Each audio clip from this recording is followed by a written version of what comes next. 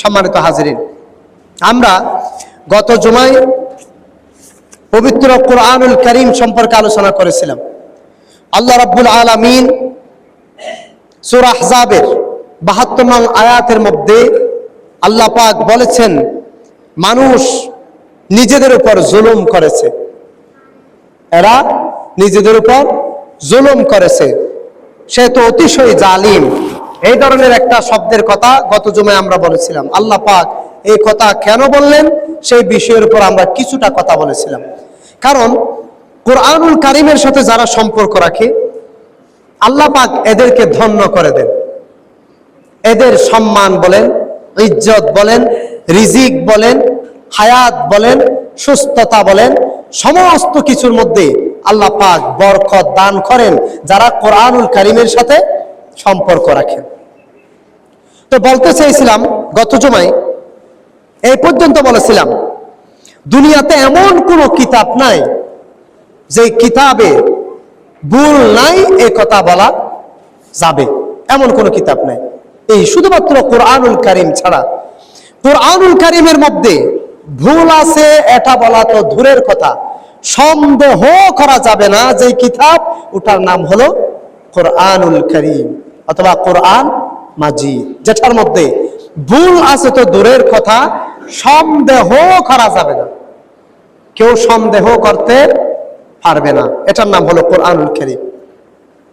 যে কথাগুলো আল্লাহ সুবহানাহু ওয়া তাআলা কোরআনুল কারীমের মধ্যে নোট করে দিয়েছেন। আল্লাহ রাব্বুল আলামিন ঘোষণা করলেন, পবিত্র কোরআনুল কারীম থেকে যদি জিজ্ঞেস করা হয়, রে কোরআনুল কারীম, দুনিয়াতে এমন কোন কিতাব নাই যে কিতাবের মধ্যে ভুল নাই, যে কিতাবের মধ্যে সন্দেহ নাই, সংশয় নাই। রে কোরআনুল কারীম, তোমার মধ্যে কি কোনো প্রকারের ভুল ভ্রান্তি আছে নাকি? কোরআনুল কারীম, আল্লাহ পাক এমন করে কোরআনকে পাঠালেন, মানুষের যতগুলো প্রশ্ন, যত জিজ্ঞাসা, মনের মধ্যে যতগুলো আকুতি মিনতি রয়েছে, সমস্ত কিছু মানুষের সমস্ত প্রশ্নের জবাব দিয়ে আল্লাহ রাব্বুল আলামিন এই কোরআনুল কারীম মানুষের হিদায়াতের জন্য প্রেরণ করেছেন। একটু আওয়াজ দিয়ে বলা যাবে কি সুবহানাল্লাহ? কোরআনুল কারীম জবাব দিয়ে বলেন, যালিকাল কিতাবু লা রাইবা ফীহি হুদাল লিল মুত্তাকিন। জগতের মানুষ, আমি কোরআনুল কারীমকে আল্লাহ রাব্বুল আলামিন এমন করে দুনিয়ার জমিনের মধ্যে পাঠালেন, এই কোরআনুল কারীমের মধ্যে ভুল ধরা তো দূরের কথা, আমি কোরআনুল কারীমকে সন্দেহ করা যাবে না। এটা কোরআনুল কারীমের সবচেয়ে অন্যরকম একটা মুজিজা। মানুষ জিজ্ঞেস করবে, কোরআনুল কারীম প্রশ্ন দিয়ে দিবে। কোরআনুল কারীম বলে, যালিকাল কিতাব লা রাইবা ফি, এটা এমন কিতাব যে কিতাবের মধ্যে কোনো প্রকারের সন্দেহ, ভুল কিংবা সংশয় করা যাবে না। এটার মধ্যে মনে হয় ভুল আছে, ওই রকম ধারণাও করা যাবে না। আবার কোরআনুল কারীমকে যদি জিজ্ঞেস করা হয়, কোরআনুল কারীম প্রত্যেকটা বিষয়ের একটা নিয়ম থাকে। মানুষ নামাজ পড়তে গেলে ওযু করে যায়, মানুষ মসজিদে ঢোকার সময় ডান পা দিয়ে ঢুকে, মসজিদ থেকে বাহির হওয়ার সময় বাম পা দিয়ে বাহির হয়। মানুষের প্রত্যেকটা একটা নিয়ম কানুন রয়েছে। কোরআনুল কারীম, তুমি কোরআনকে যদি পাঠ করতে চাই, তুমি কোরআনের যদি সংস্পর্শে যেতে চাই, কোরআনুল কারীম তোমাকে পাঠ করার জন্য কোন নিয়ম কানুন আছে কিনা? আল্লাহ রাব্বুল আলামিন মানুষের এমন এমন অদ্ভুত অদ্ভুত প্রশ্নের জবাবগুলো দিয়ে কোরআনুল কারীমের মাধ্যমে জবাব দিয়ে দেন। কোরআনুল কারীম বলেন, আমি কোরআনকে যদি কেউ পাঠ করতে চাই, তার জন্য সর্বপ্রথম একটা কাজ করতে হবে, সেটা হলো ফাইযা ক্বারাতাল কুরআনা ফাস্তাইয বিল্লাহি মিনাশ শাইতানির রাজীম। কোন মানুষ যদি আমি কোরআনকে যদি পাঠ করতে চাই, আমি কোরআন যদি আরম্ভ করতে চাই, সর্বপ্রথম ওই মানুষটাকে প্রথমে মহান রব্বুল আলামিনের দরবারে সমস্ত শয়তান থেকে পানা চাইতে হবে। আমি কোরআনকে শুধু পড়লে হবে না, শুরু করার শুরুতে আমি কোরআনকে পাঠ করবে, আমি কোরআনকে বুঝবে, আমি কোরআনকে অনুধাবন করবে, অনুধাবন করার পূর্বে মহান রবের দরবারে প্রথমে শয়তান থেকে ফানাকছে আমি কোরআনের তেলাওয়াত শুরু করতে হবে। তাহলে কোরআনের মর্মবাণী তাহলে প্রত্যেকটা মানুষের কলব পর্যন্ত পৌঁছাবে। আওয়াজ দিয়ে বলুন না সুবহানাল্লাহ। এরপরে যদি জিজ্ঞেস করি, রে কোরআন, আল্লাহ রাব্বুল আলামিনের পক্ষ থেকে এই মানব জাতির জন্য সর্বপ্রথম তুমি কোরআনের কোন আয়াত কিংবা কোন শব্দটা নাজিল হয়েছে এবং তুমি মানুষের জন্য সর্বপ্রথম তোমার কোন শব্দটা নাজিল করেছো? আবার সেটারও জবাব দে। কোরআনুল কারীম খুব সুন্দর করে জবাব দিয়ে বলে, মানুষের জন্য মহান রবের পক্ষ থেকে সর্বপ্রথম আমি কোরআনের যাটুকু নাজিল হয়েছে ওই বিষয়টা হলো ইকরা বিসমি রাব্বিকাল্লাযী খালাক। মানব জাতি, সর্বপ্রথম আমি কোরআনের যে বিষয়টা মহান আল্লাহ রাব্বুল আলামিনের পক্ষ থেকে নাজিল হয়েছে ওই বিষয়টা হলো সর্বপ্রথম মানুষের জন্য আল্লাহ পাক যেটা নাজিল করেছে ওই বিষয়টা হলো ইকরা, পড়ো, ইকরা পাঠ করো, তেলাওয়াত করো অথবা পড়ো, অনুধাবন করো, বুঝো। আমি কোরআনকে সর্বপ্রথম পড়ার জন্য আল্লাহ রাব্বুল আলামিন মানব জাতিকে ঘোষণা করেছে। আর একটু আওয়াজ দিয়ে বলা যাবে কি সুবহানাল্লাহ। অথচ আমরা কি কোরআনুল মাজিদ কিভাবে পড়ি? এমনও মানুষ আছে একদিনে একবারও কোরআন শরীফ পড়ে নাই, এক সপ্তাহে একবারও কোরআনুল কারীম খুলে দেখে নাই, এমনও মানুষ পাওয়া যাবে। বুঝে পড়া তো দূরের কথা, এমনি না বুঝে পড়েছে এমন মানুষও পাওয়া যাবে। একদিনে একবার কোরআনুল কারীম খুলে একটা সূরা পড়েছে এরকম মানুষ পাওয়া যাবে, সেরকম দুষ্কর। তবে এটা মানে এমন নয় কোরআনুল কারীম পড়া হয় না, সেরকম নয়। পৃথিবীতে এমন একটা মুহূর্ত নেই যে কোরআনুল কারীম পড়া হচ্ছে না।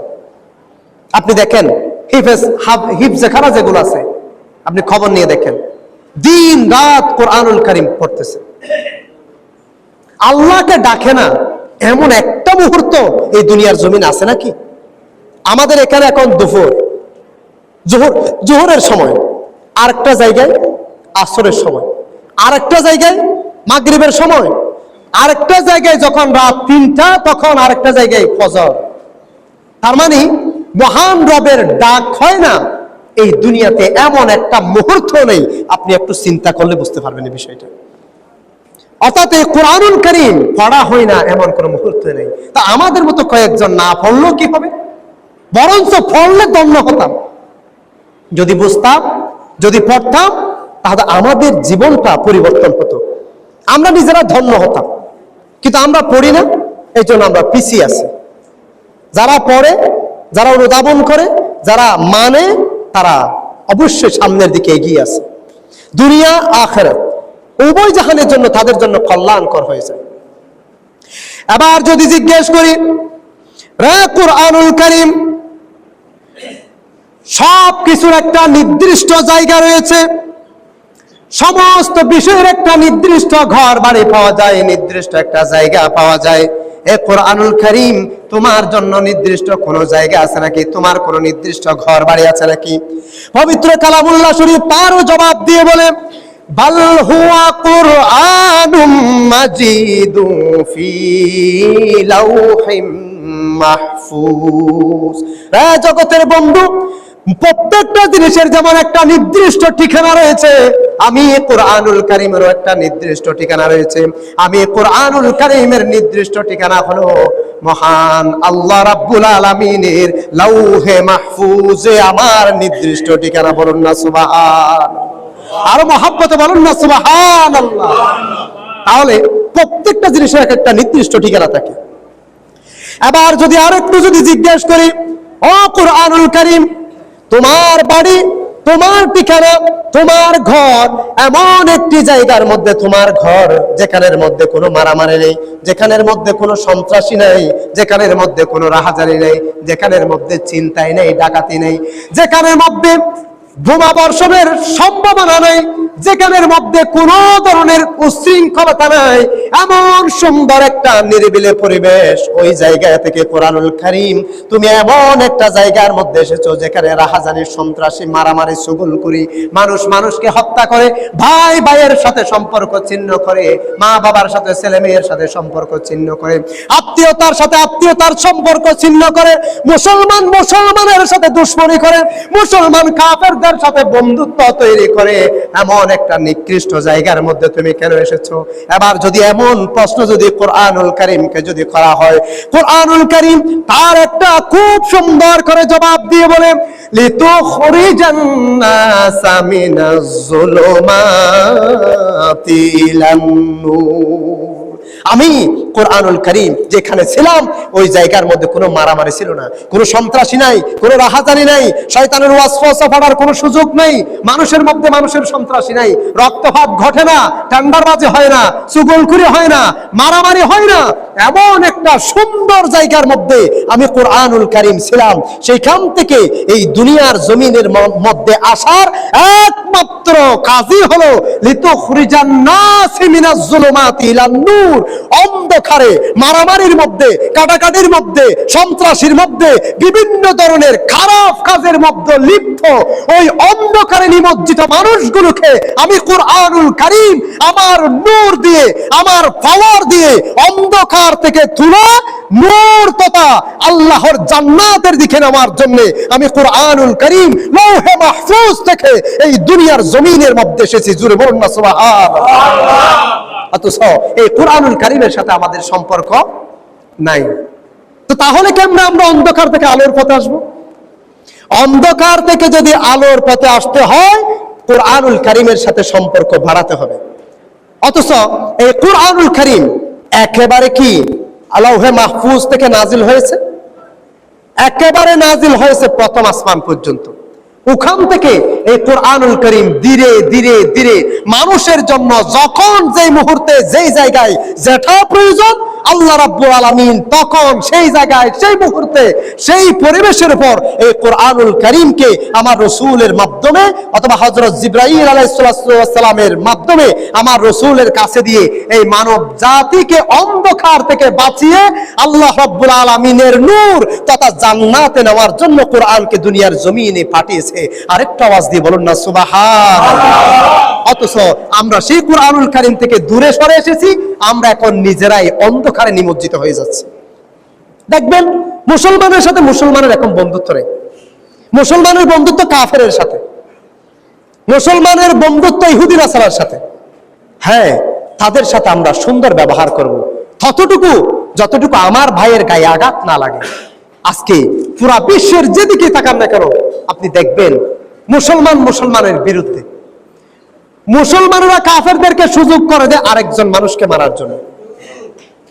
আমরা হিসাব করি এই হানাফি মাযহাব, শাফি মাযহাব, হাম্বলি মাযহাব এইভাবে করে আমরা গ্রুপ গ্রুপ করে রাখছি।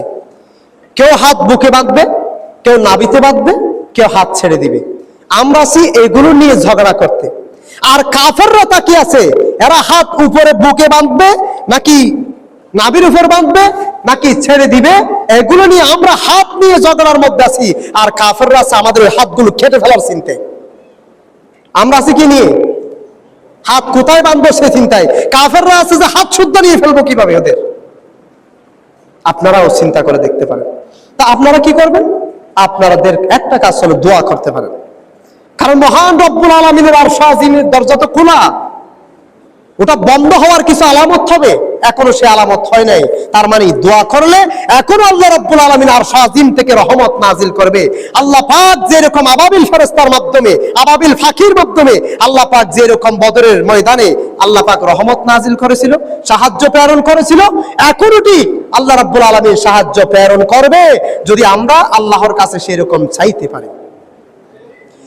মহান কোরআনুল কারীমকে যদি আরো প্রশ্ন করেন, রে কোরআনুল কারীম, নিজেদের পিঠ বাঁচানোর জন্য কার সাহায্য গ্রহণ করব? এই দুনিয়ার জমিনে কাফেরদের রাজত্ব তো খুব ভারীভাবে চলতেছে, আমরা কি কাফেরদের সাথে কোনো বন্ধুত্ব করব নাকি?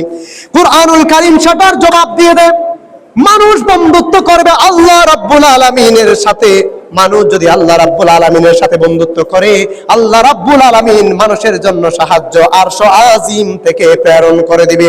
আল্লাহ পাক এই কুরআনুল কারীমের মাধ্যমে মানুষের এই প্রশ্নগুলোর জবাব খুব সুন্দর করে দিয়ে সূরা বাকারার 256 নং আয়াতের মধ্যে উল্লেখ করে দিলেন, আল্লাহু ওয়ালিয়ুল্লাযীনা আমানু ইউখরিজুহুম মিনাজ যুলুমাতি ইলান নূর। আল্লাহ রাব্বুল আলামিন কুরআনুল কারীমের মাধ্যমে মানুষকে শিখিয়ে দিয়ে, ও মানুষ তোমরা বন্ধুত্ব করবে আমি আল্লাহর সাথে। আল্লাহু ওয়ালিয়ুল্লাযীনা আমানু, আল্লাহর বন্ধু তো মুমিনগণ, আর মুমিনদের বন্ধু তো আল্লাহ রাব্বুল আলামিন। তো যারা আল্লাহকে বন্ধু বানাবে, আল্লাহ তাআলা বলছেন ইউখরিজুহুম মিনাজ যুলুমাতি ইলান নূর, আমি তাদেরকে অন্ধকার থেকে, পাপাচার থেকে, ক্ষতি থেকে, আরেকজনের নির্যাতন থেকে তাদেরকে তুলে আমি আল্লাহ পাক আমার নিরাপদ বেষ্টনীর মধ্যে, আমার আলোর মধ্যে, আমার নূরের মধ্যে এই ঈমানদারদেরকে ঢুকিয়ে রাখবো। জোরে বলুন না সুবহানাল্লাহ। তা আমরা কি করি? বন্ধুত্ব করি কাফেরদের সাথে। তো আল্লাহ পাক এটাও বলে দিলেন, ওয়াল্লাযীনা কাফারু আউলিয়াউহুমুত তাগুত ইউখরিজুনাহুম মিনান নূরি ইলাজ যুলুমাত। আল্লাহ পাক বলেন, আর যারা আমি আল্লাহ রাব্বুল আলামিনকে বাদ দিয়ে তাগুত পন্থীদেরকে বন্ধু হিসেবে গ্রহণ করে নে, আল্লাহ রাব্বুল আলামিন কুরআনুল কারীমের মাধ্যমে তাদের প্রশ্নের জবাব দিয়ে দিলেন, রে জগতের বন্ধু, তাগুত পন্থী ইহুদি নাসারাদের সাথে, মুশরিকদের সাথে যারা আমার মুমিনদেরকে বাদ দিয়ে বন্ধুত্ব করে, আল্লাহ রাব্বুল আলামিন বলে তাদেরকে, ওই সমস্ত মানুষদেরকে লা ইউখরিজুনাহুম মিনান নূরি ইলাজ যুলুমাত, তাদেরকে নূর থেকে এনে, আলোর পথ থেকে এনে, সাহায্য থেকে এনে, ক্ষমতা থেকে টেনে এনে আমি রব্বুল আলামিন তাদেরকে অন্ধকারে নিমজ্জিত যে জায়গার মধ্যে রয়েছে, পথদলিত, পথদ্রস্ত যে সমস্ত জায়গার মধ্যে মানুষ ক্ষতিগ্রস্ত হয়, আমি ওই সমস্ত মানুষগুলোকে আলোর পথ থেকে এনে অন্ধকারের মধ্যে নিমজ্জিত করে দেয়। ওই সমস্ত কাফেরের সাথে যারা বন্ধুত্ব করে, উচ্চ আওয়াজে বলা যাবে কি নাউজুবিল্লাহ। তো যারা মুমিনদেরকে বাদ দেয়, আল্লাহকে বাদ দেয়, কোরআনকে বাদ দেয়, কাফেরদের সাথে বন্ধুত্ব করে, কাফেরদের সাহায্যের দিকে থাকে, আল্লাহ পাক বলে যারা তাগুতের সাথে সম্পর্ক করে, ওই তাগুত তো তাদেরকে আলোর পথ থেকে এনে বরঞ্চ অন্ধকারের দিকে ঠেলে দেয়। জোরে বলুন না নাউজুবিল্লাহ। তা আমাদের বন্ধুত্ব করবো কার সাথে? আমরা কোরআনের সাথে করি। কোরআন আমাদেরকে ভালো পথ দেখাবে, আলোর পথ দেখাবে, নূরের পথ দেখাবে। এবার যদি জিজ্ঞেস করি, রে কুরআনুল কারীম, তোমার মধ্যে এমন কোন প্রশ্নের জবাব আছে কিনা? আমরা মানুষটা তো বড়ই অদ্ভুত, আমাদের মধ্যে ভুল বানতে হয়।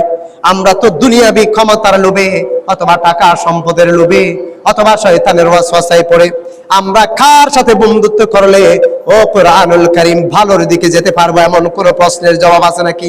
কুরআনুল কারীম বলে, হ্যাঁ, মুমিনরা কার সাথে বন্ধুত্ব করবে সেটার জবাব আল্লাহ রাব্বুল আলামিন কুরআনুল কারীমের মাধ্যমে জবাব দিয়ে ঘোষণা করে দিচ্ছেন, ইয়া আইয়ুহাল্লাযীনা আমানু লা তাত্তাখিযুল ইয়াহুদা ওয়ান নাসারা আউলিয়া বা'দুহুম আউলিয়াউ বা'দ।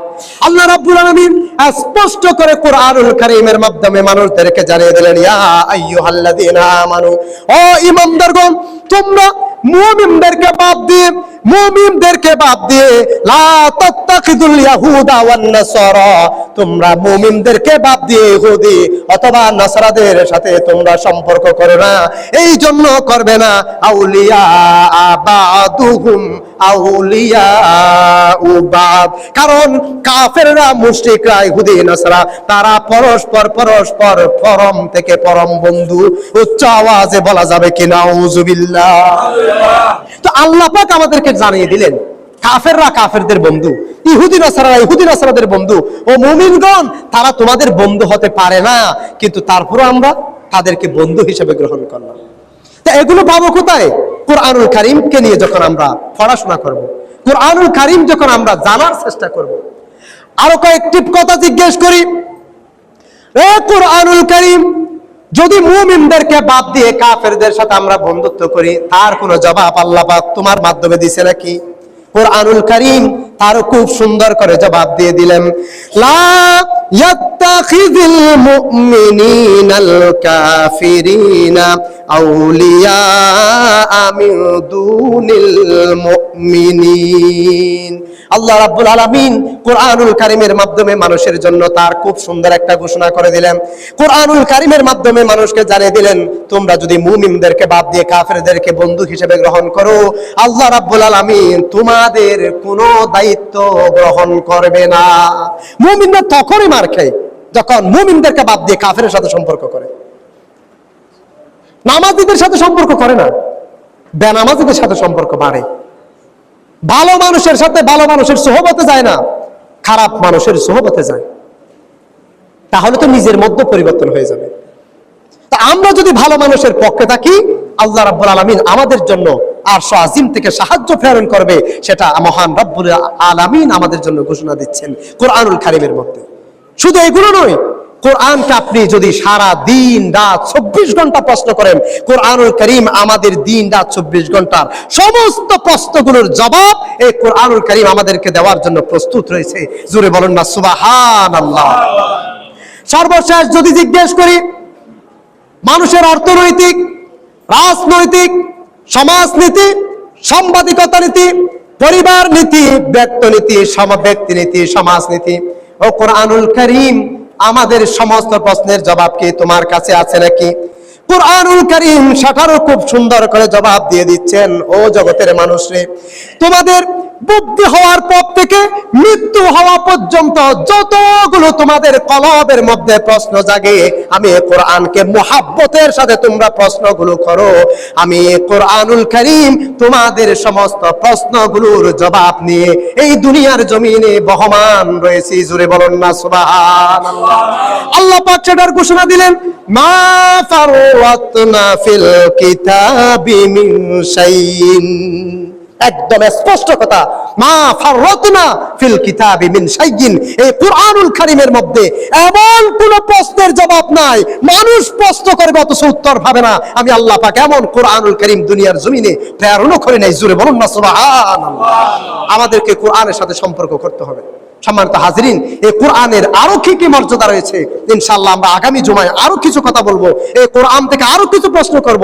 রাজনীতি, সমাজনীতি, অর্থনীতি, সাংবাদিকতা নীতি, একজন মানুষের পুরা জীবন পরিচালনা করার ক্ষেত্রে আরো কি কি প্রশ্ন আসতে পারে, আমি আমার নিজের থেকে যতটুকু সম্ভব আমি বাহির করে ইনশাআল্লাহ আগামী জুমায় আরো কিছু এই কোরআনকে প্রশ্ন করব, কোরআন জবাব দিবে এমন কিছু বিষয় নিয়ে আগামী জুমায় আল্লাহ সুবহানাহু ওয়া তাআলা যদি আসার তৌফিক দান করে এই বিষয়ের উপর কথা বলার জন্য চেষ্টা করব। এতক্ষণ পর্যন্ত যতটুকু বলেছি, আল্লাহ তাআলা আমাদের সবাইকে ইখলাসের সাথে, আন্তরিকতার সাথে, মুহাব্বত নিয়ে এই কোরআনের সম্পর্ক গড়ার তৌফিক দান করুক। সকলে বলুন আল্লাহুম্মা আমিন। এবং পাশাপাশি আমাদের মসজিদের কাজের জন্য আপনাদের দানের খাতটা বাড়িয়ে দেন। এটার কারণে তো কোরআনের প্রচার হচ্ছে, বাড়িয়ে দেন। দুনিয়া আখিরাত উভয় জাহানে আমাদের জন্য কাজে আসবে। এবং যারা যারা প্রতিজ্ঞা করেছিলেন, কথা দিয়েছিলেন, আপনারা আপনাদের হাতগুলো বাড়িয়ে দেন। এইগুলো দুনিয়া আখিরাত উভয় জাহানে কাজে আসবে। আমাদের একটা ক্যান্সার হলে আমি শুনেছি নিজে এবং দেখেছি বিভিন্ন মানুষ থেকে, একটা কেমিওথেরাপি দিতে গেলে 70-80 হাজার টাকা খরচ হয়। এরকম কত থেরাপি দিতে হয় যাদের ক্যান্সার রোগ হয়েছে। তা আল্লাহ যে আমাদেরকে সুস্থ রেখেছে, এই পর্যন্ত আসার সুযোগ দিয়েছে, সিজদা করার সুযোগ দিয়েছে, আপনি কি মনে করেন এটা আল্লাহর রহমত নয়? এর চেয়ে বড় রহমত আর কি হতে পারে, যে আল্লাহর ঘর পর্যন্ত আসার সুযোগ দিয়েছে, সিজদা করার মতো তৌফিক দান করেছে। এটার জন্য তো মহান রবের দরবারে শুকরিয়া জ্ঞাপন করা আমাদের উচিত। একবার মহব্বতের সাথে বলুন তো আলহামদুলিল্লাহ। আরেকটু জোরে বলুন না আলহামদুলিল্লাহ। এবং যারা যারা ওয়াদা করেছেন আমাদের মসজিদের ওই হাতগুলো আপনারা বাড়িয়ে দেন। আল্লাহ পাক আমাদেরকে সুস্থতার সাথে বা 5 ওয়াক্ত নামাজ বা জামাত আদায় করার তৌফিক দান করুন। সকলে বলুন আল্লাহুম্মা আমিন। ওয়া আখিরু দাওয়ানা আলহামদুলিল্লাহ। আসসালামু আলাইকুম ওয়া রাহমাতুল্লাহ। যারা সুন্নাত পড়েন নাই আপনারা সুন্নাত পড়েন।